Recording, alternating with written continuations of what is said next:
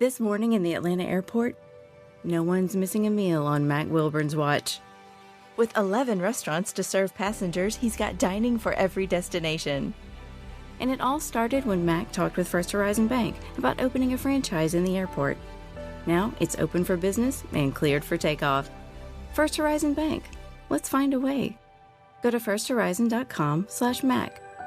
First Horizon Bank, member FDIC. There's a fine line between genius and insanity, and we're walking it. It's the Marketing Madhouse. Hello, I am Moira Vetter, your host for Marketing Madhouse. Today, we're talking about international and global marketing, some of the challenges, cultural nuances, business model differences, all kinds of interesting things. And you know, marketing comes to life in completely different ways across the world, and today's guest has lived and worked all over it, so I think you're a perfect addition. You've lived in Germany, Belgium, Sweden, which I noted seem to be cold and well-ordered places, so I think I get where your structure comes from. But I am thrilled to be joined by an old friend, former client, instigator, Dorian Usherwood. Dorian is the VP of Integrated Services for Synchrony Bank. But I'm going to let you tell your story from the very, very beginning. It's pretty cosmopolitan, so hit it. Great. Thank you for having me on today. Yeah. I do have one point of correction. I would love to have lived in Sweden, but it was Switzerland. Okay. Oh, well, that's important. Yeah. Okay. So you're not only cold and ordered, you're neutral. Yes, somewhat. Okay. All right. But Switzerland is such a beautiful place to live. I just have to drop that nugget.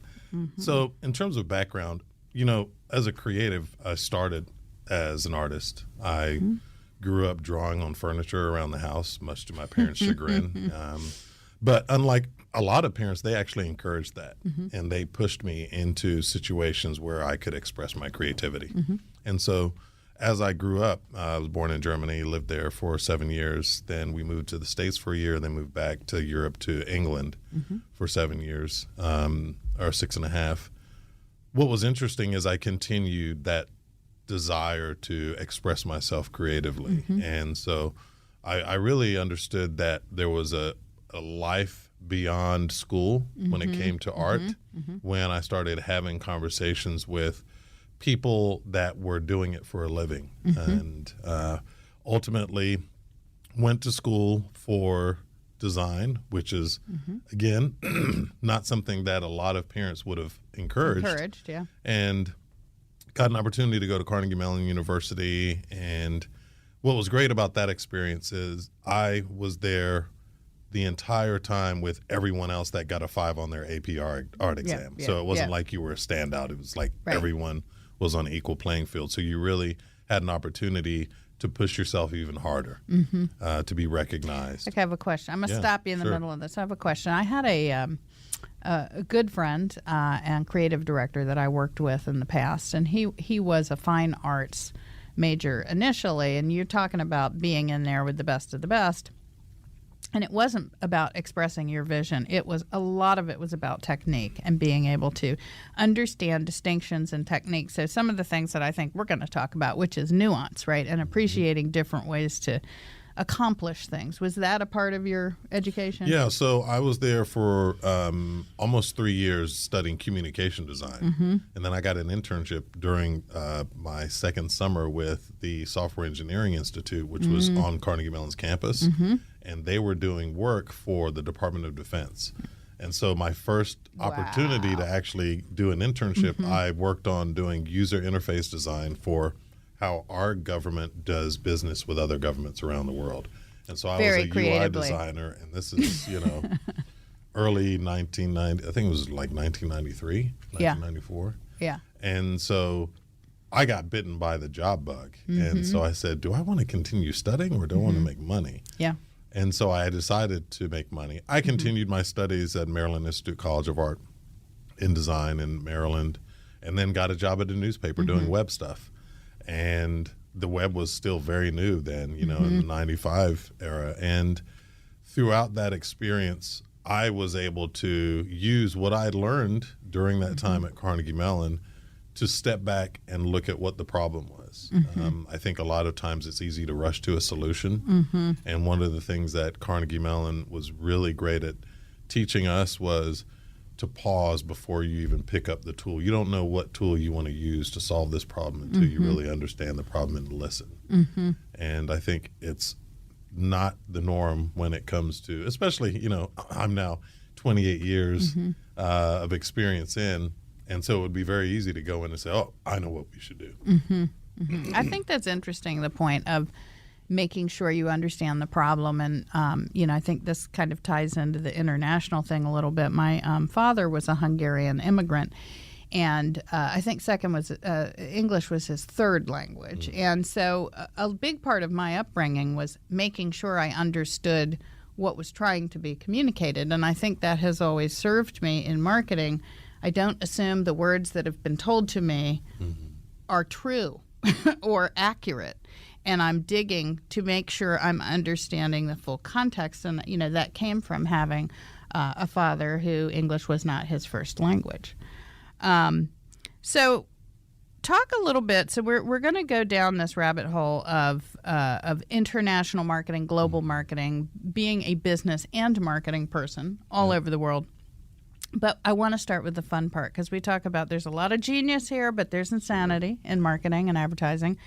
So I would love to hear about something crazy. Let's start with the easy stuff. What is some madness that you experienced in your marketing career? Yeah, so fast forward a little bit from school, I got a job with Accenture. They were Anderson Consulting at the time. And I fell in love with technology as a creative. And because of that, that led to me getting a job at a pharmaceutical marketing agency here in Atlanta. And while I was working there, I was the head of creative services. And because I liked technology, and the CEO, who was my boss, knew I liked technology, he said, hey, why don't you manage IT as well? I said, sure, why not? And so I would never forget, it was late one evening, and I got a text message, and it was my boss, and he said, we've got an emergency. So there was a power outage on Ashford Dunwoody Road. And I'll never forget, we're standing in the lobby the next morning, and all the leaders of the company were there, and crying. Everyone was pretty distressed, especially our executive creative director, because, his team did a bulk of that work that was on the drive that had actually been fried in the power outage. And so everyone's standing around, and I was completely calm and composed. And I'll never forget the head of HR, she said, why are you so cool? I said, because I know this can be solved. So a lot of people don't realize, when something's deleted, it's not really deleted. It's just the data is reformatted in a way that it's not accessible the way it was before. And so I started doing research on companies that I know have great amounts of creative data and will have likely experienced some type of an outage. And so I discovered one of my favorite companies, Industrial Light and Magic, George Lucas. So I called them and I said, hey, we've experienced this thing. We do some animation and creative for pharma, and I'm just wondering, have you ever had a power failure that has resulted in damage to your server? And if so, what kind of data recovery have you gone through? They connected me with a company out west. I made a phone call, sent them the drive, had several conversations, which was amazing because I learned a lot about data recovery. All the data was returned to us in 30 days. One of the things about that particular story that I love, and, I've worked with a lot, I think a lot of people initially try to solve symptoms and little pieces of a problem instead of who has the biggest, simplest solution. And so I'm just impressed that you're like, oh, I need to go here because they know how to solve this problem. And I do think sometimes you can not get to the heart of something because you're trying too hard, circling the issue and not going to somebody who has done this a million times. Well, I think a lot of times too, it's you have to humble yourself in order to look at that as a possible solution. I think we would say, oh, we're a big agency, we can solve this. No, there are bigger agencies out there. Right. There are people that have likely solved it before, so we can cut right to the solution and talk to those ask for the help you need, right? Exactly. Go to the people that have the core competency. Well, I think that is a great message in marketing all the time. Go to the people that's their core competency. In a minute, we're going to be back and we're going to talk in greater detail about some of the many, many, many intricacies about global and international marketing. So we will be right back with Dorian Usherwood. Tonight in Arkansas, there's a mother tucking in her daughter and turning off the light. A business owner's burning the midnight oil. An at-home dinner date is plating up possibility. And it's all happening under one roof. How? The power of a conversation, like the one John from Integrity Solutions had with First Horizon Bank about his vision for a sustainable mixed-use building. Now it's not just words, it's life. First Horizon Bank. Let's find a way. Go to firsthorizon.com/John. First Horizon Bank, member FDIC.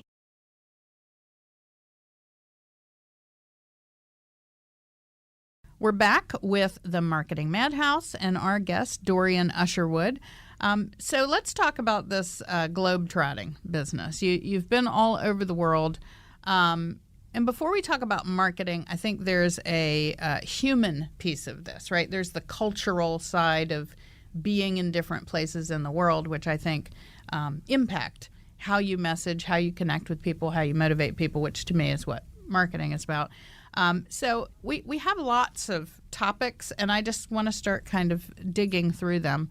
And one of the things when we started preparing for this podcast that you brought up, you talked a little bit about the American way versus the way of the world. And, you have a unique experience of you were somewhere else, you came here and got a taste of it, you came back, you got more of a taste of it, but then very recently you also lived overseas again for several years. Mm-hmm. Can you talk a little bit about that? What is the American way versus, and I don't even want to say their way because it's so many pockets of different cultures, and you've been in lots of them, but what does that look like?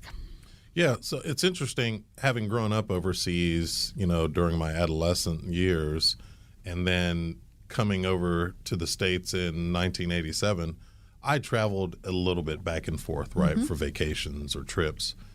But then I was put into a role where we met at Equifax, where we were opening offices or expanding offices in other countries. Yeah. And so I already had a perspective from a startup that I had worked with in the early 2000s that we were opening an office in Chennai, India, and in Shanghai. And just in terms of the brand colors and how we were going to brand the office in those two different locations, we had to be very specific and intentional in understanding what would resonate from a localization standpoint.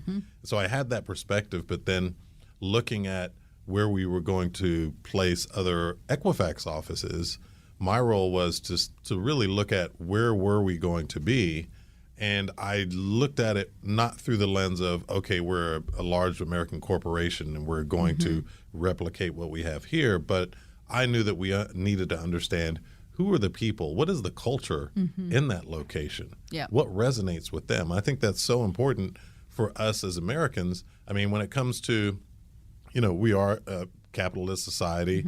People bring us in when they need to solve problems because we're great at solving problems. We're great at expanding thought. But we do that under the guise of we're the only ones that can be innovative. Whereas I like to approach it from the standpoint of, yes, we do have we are leaders in that area, but there are great pockets of leadership and innovation in other parts of the world that you have to take a step back first and say, well, who's the audience, number one?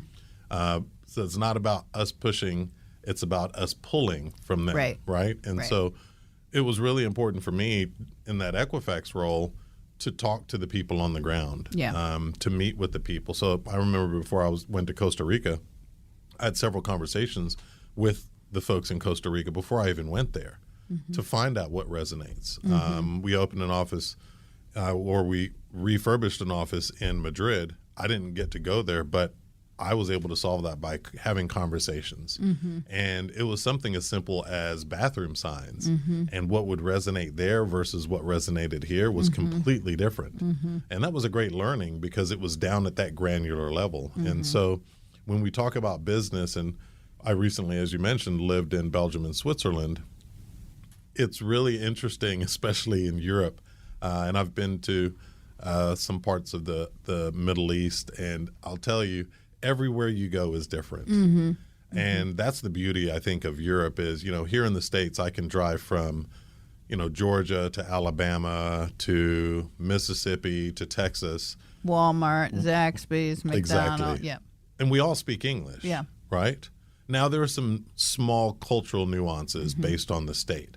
But in Europe, I can drive, I drove 15 minutes from Switzerland to Germany to do grocery shopping. And then 20 minutes in another direction to do grocery shopping in France. And those were all different three currency, very different language, different experiences. Right. Or the euro now, but yeah. And huge so, difference. And I think, you talked about people and culture. When we as Americans travel to other countries, I'll pick on France because I actually love France. It's probably my favorite European country. And it's because, they're rude or they don't like Americans. And I think it's really about we don't listen. We talk before we listen. And one of the greatest things that I learned when I moved to Belgium is I found at the beginning it wasn't as welcoming as I thought it should be, right? And once I learned French, I started speaking French at the grocery store and this store and that shop, and I realized they just wanted me to try. They wanted me to listen and then try. And then oftentimes they would say, hey, I want to practice my English. Can we speak in English? But they wanted me to try. Which I think is one of those human things, right? Yeah, it is. Are you going to put the work in, right? I'm willing to make an effort. Well, okay, I'm going to be more invested and yeah. But that's the listening. And so that was me really understanding what is the culture of Belgium. And I don't know how much you know about Belgium, but it's really split. So there's the northern part of Belgium, which is close to the Netherlands. And then there's the southern part of Belgium that's close to France. And so they speak two different languages, and they're two very different cultures within the same country. And so literally I would drive from here across the street and be in the other part of Belgium, and the street signs would change. Wow. And so even at that level of nuance, I had to listen more than I spoke. When you put that in the business world, and I was doing, it's interesting, I did some consulting with a company, even though it was located in the Wallonia region, which is the southern part close to France. The person that started the company was from the northern part. So I went into that initial meeting with kind of a preconceived idea of how I should interact with him. Oh, he's from the southern part, but he was from the northern part. And so that really taught me a lot about when you're going to do business, especially when it comes to marketing, you really need to understand where you are and how it can even change within the same country. So listening is hugely important. Well, and I want to say one thing about that, and this is off topic, but I do think that some of those same problems happen here in America, not even just within Georgia, right? If you're inside the perimeter, you have a belief about the businesses and their sophistication and their pace and all of it. And if you're outside the perimeter and you go a little further out, you have an assumption. I think Chattanooga is a good example of that, right? It's not Silicon Valley, but a whole bunch of Silicon Valley people have moved into Chattanooga because the entrepreneurship, So I do think people can, make generalizations about different it is still cultural, right? The cultural realities you find yourself in and what that means. Another thing I made a note about that I think we focus on a lot in global organizations when we're dealing with marketing in particular is there is a difference between the business and the brand, because you could have a global company that you have whole different cultural realities, organizational issues, changes things. But in some of those companies, the brand you're selling is an American brand and you want it to be an American brand. And in some of those companies, you need a brand to absolutely become what it needs to be on the ground in those countries. And those are different problems to solve from a marketing problem. What about work style? I know we talked a lot about work style and lifestyle, and I know we're touching on the human stuff, and we're going to get a little more into the practice of marketing later. But talk about some of those things that you experienced doing marketing, and maybe in your recent experience, because So when did you go back? Like, help our listeners with. When did you recently go back across the pond? So I moved back to Europe in 2016. Okay. And so my wife works for UPS, and if you're going to move overseas, UPS is definitely the company. There's a reason why they're masters of logistics. But we moved overseas in 2016. We were in Belgium for 3 years, and then in 2019 we moved to Switzerland for 2 years. Got it. So it's pretty recent. So talk about what were those coming off of, right? So we worked together in that early, what do you even call that? The tens, right? In the early tens, we worked together. And then in 2016, you find yourself there. What was that culture shift like for you from a work style standpoint? Sure. Well, there were a lot of things from a work style standpoint. Not to get too much into detail, but it was very difficult for me to penetrate the work market there. I still was doing some consulting for companies here in the U.S., and I was able to secure some contracts before I moved. Because your wife had the job, exactly. But you didn't yet. Exactly. Yeah. So I preemptively set up some work here stateside that I could do in Europe. But it was difficult to penetrate the market there. I'll tell you an interesting story. One of the benefits that I had as what they call trailing spouse when your spouse is moved is that UPS has got some great opportunities for you as the trailing spouse. But one of those is that they connected me with a recruiter in country. And so I'm meeting with the recruiter, and we're sitting down, and he looks at my resume. He said, "Oh my goodness, you've worked at Accenture, you've worked at IBM, the Home Depot, you've had a great career." Yep. He said, "But I'm going to let you know now, it's going to be somewhat difficult for you to find a job here." And I said, "Why?" Why? He said, "It's the color of your skin." I said, "What?" He said, "Yeah." And so he gave me the history of King Leopold in Belgium and what he had done in Africa and bringing Africans over really as workers. And then they fast forward, they brought Moroccans over to be workers, but didn't allow them to integrate into society. They basically said, "Hey, you live here, but show up to work." Like a caste system, right? They weren't taught the language or anything. Yep.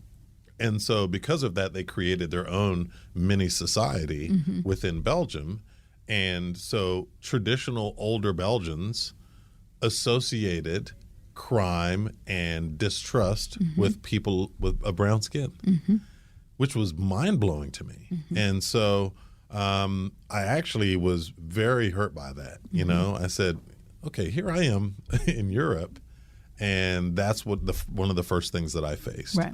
And again, a credit to him for shooting straight. I'm so thankful that he did, because that helped me take a step back and say, I need to attack this a different way. How am I going to go at this? Yeah. And so from a cultural standpoint, I didn't really do that due diligence on understanding the culture from that perspective because I didn't think I had to. Right. I knew what businesses were in Belgium where I could apply, but that really helped me kind of recenter and say, okay, how can I penetrate from a marketing standpoint? And I realized at that point it was probably better for me to go the consultant route, continue consulting with some companies here in the States, but really it was going to take you a long time to get in. Yeah, definitely. And so that's what I did, and got an opportunity to consult with some a company there while I was living in Belgium. And then but it was through relationship. And then what about Switzerland? So how did that? So Switzerland is first of all, I love Switzerland. It's the best place that I've ever lived. It's the cleanest place I've ever lived. Literally, if there's a party outside your building the night before and there's trash everywhere, by 5 a.m. it's cleaned up. There's great hot chocolate. I know great hot chocolate. But one of the interesting things that I learned living in Switzerland is the work culture, and this in Belgium as well. when we take vacation, I remember one of my last vacations when I was working here in the States. I think I was on the beach and I had one of those water sleeves for your smartphone, so I could take conference calls while my kids are playing in the ocean. That does not happen in Europe. Yeah. And that I said, what do you mean you're going on vacation and you won't be accessible? Right. Because we'll go on vacation, we'll say, hey, I'll have my cell phone. Right. If you really, really need me, I'll log on for 2 hours each day. Right. They said, no, you need to spend time with the people that you care about. Yeah. That's what vacation means. That was one of the greatest things that I learned, and it really was solidified when we moved to Switzerland because, you know, my wife had a new role and she was over marketing for Switzerland and Austria. And so one of her direct reports said, yeah, I'm going on vacation for 3 weeks. And they were going to be gone for 3 weeks. Yeah. Like gone off the radar. And it was totally fine and acceptable. Yeah. And so it really helped me understand vacation is about recharging and re-energizing. Yep. Yep. But then the other interesting thing that I learned while I was there is how they do business and some of the interesting ways that they do business there. And in our prep conversation, I told you about the spa. Oh yeah. And so we were still living in Belgium. We were about to move to Switzerland. This is building rapport with people. This is building rapport. Yeah. And we went skiing in Austria, and they had an adult spa as a part of the ski resort. And so a buddy of mine, who's like, hey, he said, this spa is amazing. We've been here 3 times. He said, the only thing is you have to take your robe off while you're in the spa. Yeah. I'm like, oh, okay, then I'll just have my swimming trunks on. He was like, no, I don't think you understand. You have to be naked. And I said, have to be naked. I was like, all right, let's go do it. Because literally you sit in these chairs inside the most beautiful spa I've ever been in, and it's all glass in front of you, and you're looking at the Austrian Alps, right? Covered with snow. You're not looking at each other. You're looking at the mountains. Yeah. But so we were in there for a little while. I called my wife and said, you've got to come in here. She was like, no, I'm good. I'm not doing it. I'm not doing that. So later that evening, we were talking, and we were there with 5 other couples, and we were talking about how the differences in how we vacation versus how they vacation there, and what is a cultural norm versus what's a cultural norm for us. And one of my friends, he said he had been in Europe, I think, for 5 years. He's from the States. These were all people from the States. And he said, oh, from a work standpoint, just wait until you're invited to a work meeting at a spa. So I forgot about that. Fast forward, and we're in Switzerland now. And my wife said, hey, so apparently there's going to be a meeting at a spa. And I said, what are you talking about? No. Yeah. But if you think about that, that's totally normal. You know, here, you know, we finish the work day, or we may be at a conference, and we're like, oh, let's go get some beers. Yep. They're going to go to the spa. Yeah. Right? Naked. With each other as coworkers, having conversations about work naked.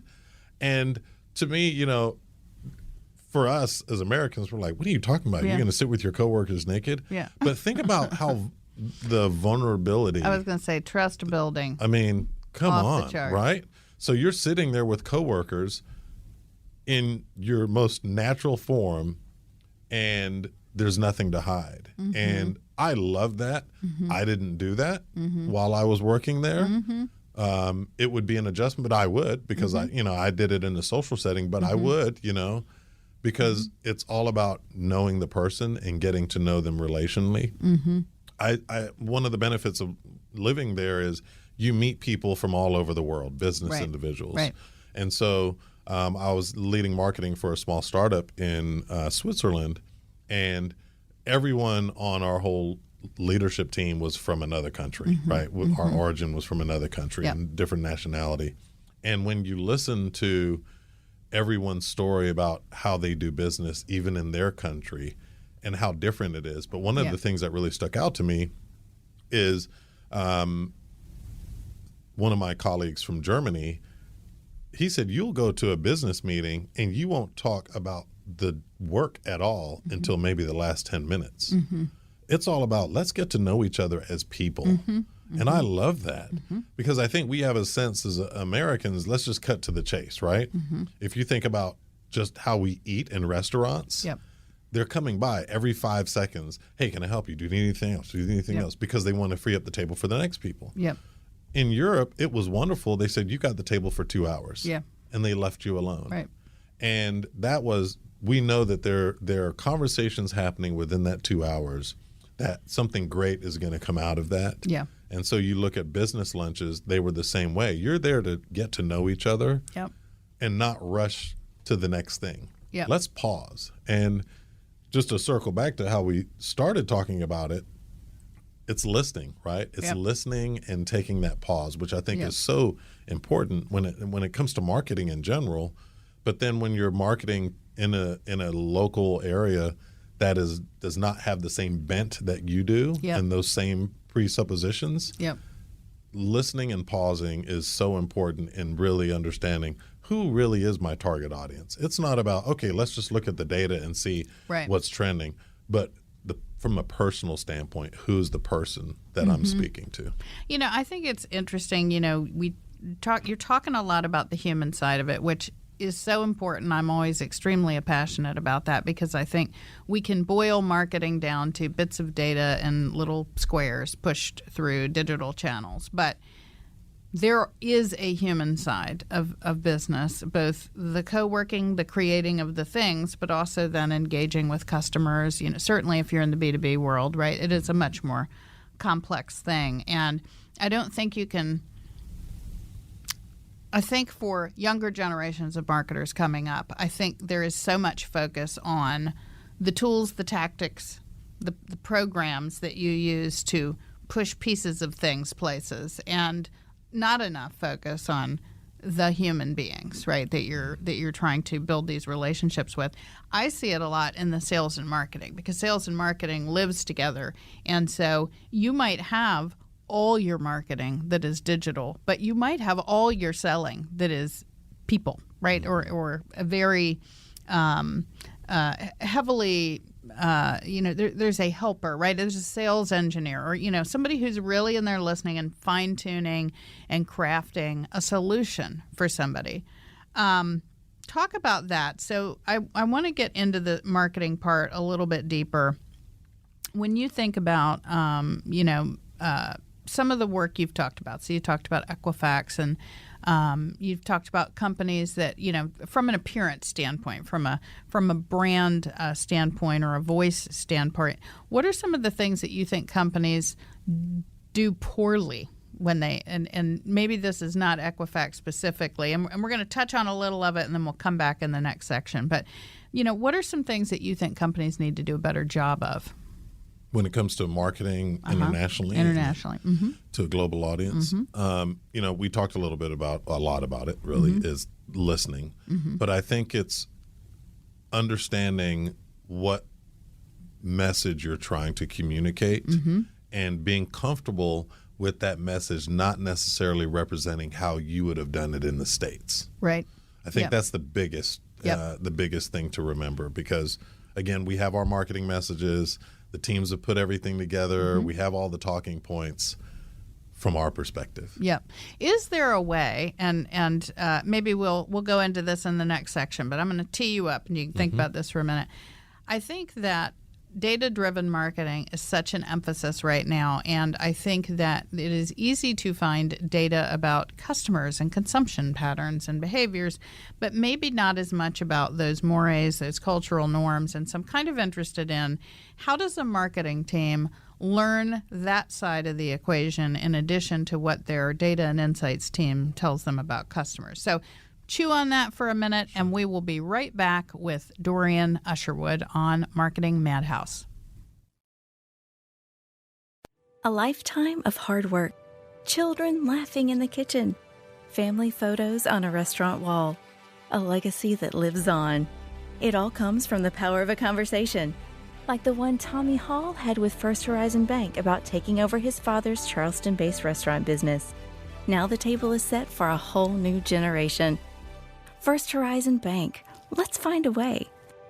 Go to firsthorizon.com/Tommy. First Horizon Bank, member FDIC.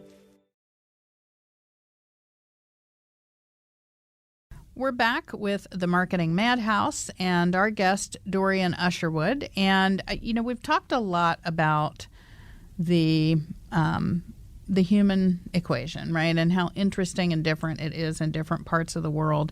But when you think about marketing specifically, I think there's been a lot of focus in the last few years on digitization, on software tools, on data-driven insights, and finding interesting and new sources of data who will answer the question for you, right? And I don't think it's always that the data will answer the question. But when you think about how does a marketing team today learn about the markets that they're going into if they are truly a global business? Just talk about that for a minute. Sure. So if you don't have an office in that location, then my recommendation is to find a partner.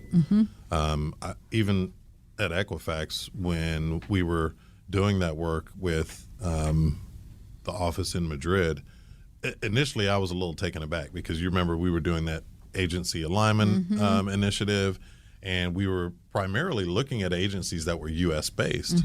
And the team there, actually the team in London as well, they said, we have an agency here. And I said, yeah, that makes more sense because the agency there knows the culture there. And so I think partnerships are huge, right? Yep. When it comes to a marketing team, there are wonderful partners in the location. You just have to find them out. But it also requires you to kind of get naked, right? Like we talked about in the spa and say, okay, I may not know it all, but there's a company we'll pick on Sweden since you mentioned them in the beginning, that is in Sweden that does great work, that knows that local market. And we have to be comfortable with bringing other people into the conversation, whether it's a consultant or an agency. But there is a little bit of humble pie that we have to eat and say, okay, we don't know it all. The data is the data, and that's great. However, we need to understand those cultural norms where we're trying to develop marketing. What about when you think about, or when I think about some of the marketing challenges in different places in the world, part of what made marketing challenging was not just how do we speak the language and how do we make the visual appeal to the person, but often the company does entirely different things in different parts of the world. Like, your story of value in America is completely irrelevant in Latin America, or, it's just totally different in so many places. So how have you seen that come to bear? Like, do you have marketers that try to take the same bag of tricks somewhere else, and how do you get them to focus on what they really need to do in each local place? Yeah, I can actually use a couple of examples. Okay. Specifically in Switzerland, there was a previous marketing person in the role before I came in and took over. And, I could have easily said, and they even said to me, oh, it's great to have, an American marketer here on the company. And I said, that's great, but I want to understand what was done before.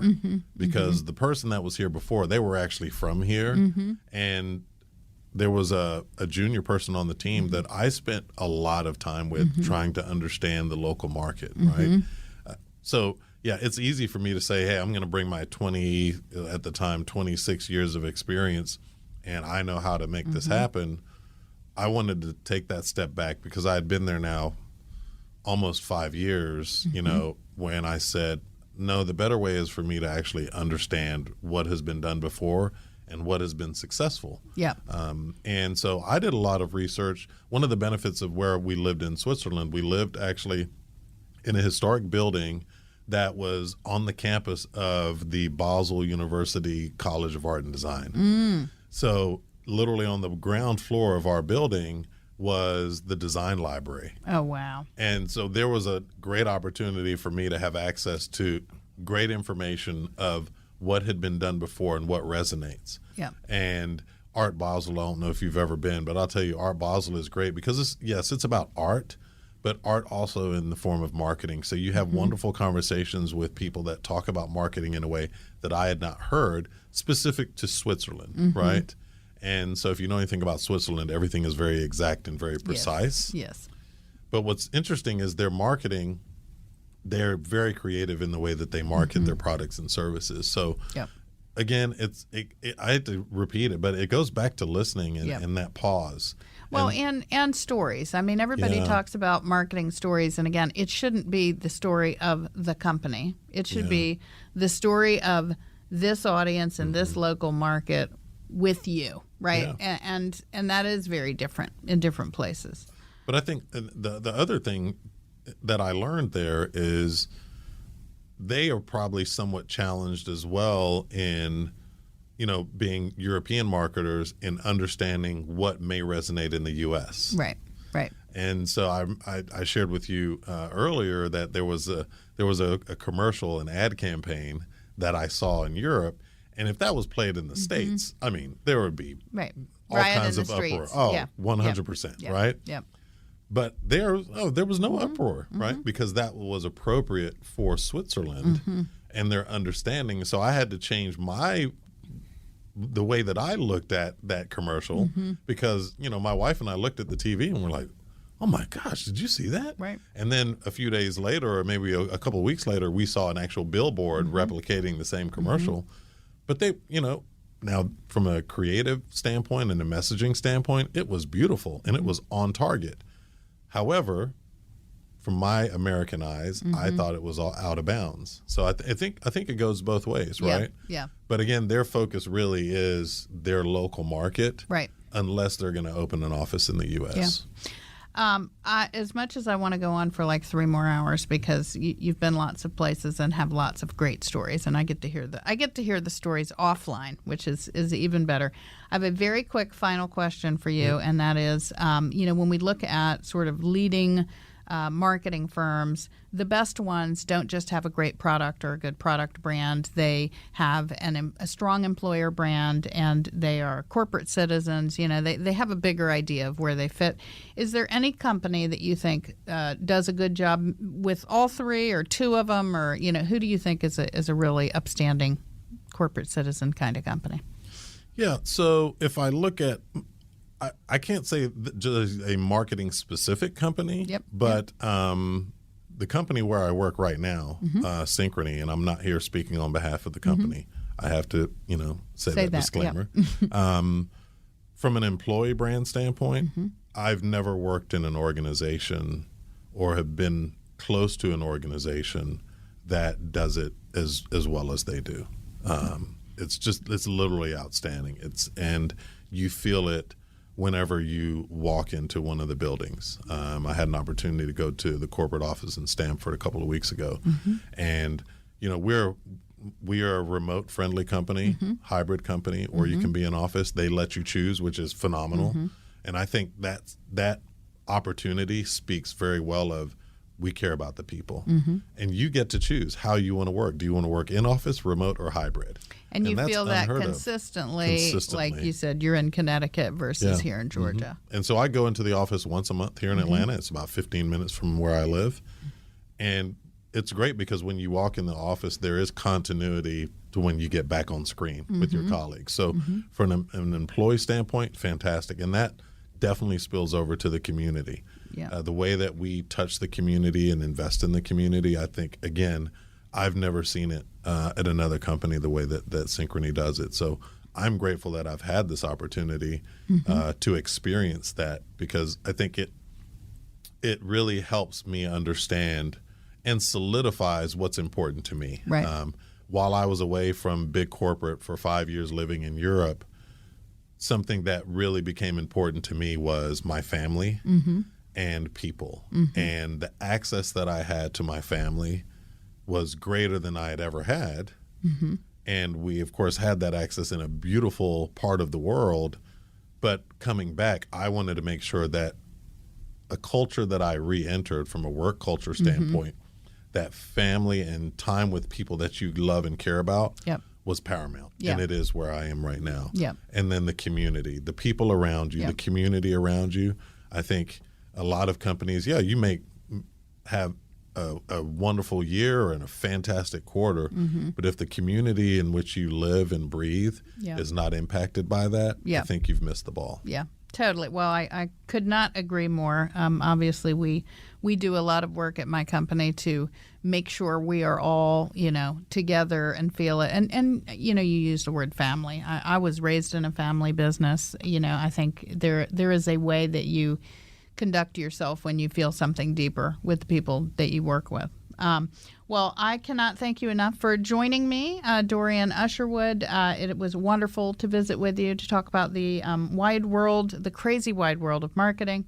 I'm your host, Moira Vetter, and this is Marketing Madhouse. This morning in the Atlanta airport, no one's missing a meal on Mac Wilburn's watch. With 11 restaurants to serve passengers, he's got dining for every destination. And it all started when Mac talked with First Horizon Bank about opening a franchise in the airport. Now it's open for business and cleared for takeoff. First Horizon Bank. Let's find a way. Go to firsthorizon.com/Mac. First Horizon Bank, member FDIC.